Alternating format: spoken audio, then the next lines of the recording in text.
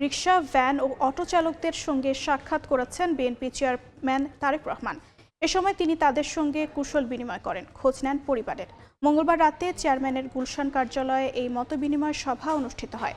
তারেক রহমানকে কাছে পেয়ে নিজেদের দুর্দশা ও নানা রকম হয়রানির কথা তুলে ধরেন তারা।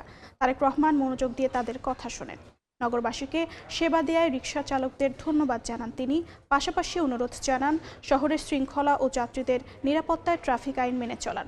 এ সময় ক্ষমতায় এলে সীমিত আয়ের মানুষের জন্য বিএনপির কর্মপরিকল্পনা তুলে ধরেন তারেক রহমান।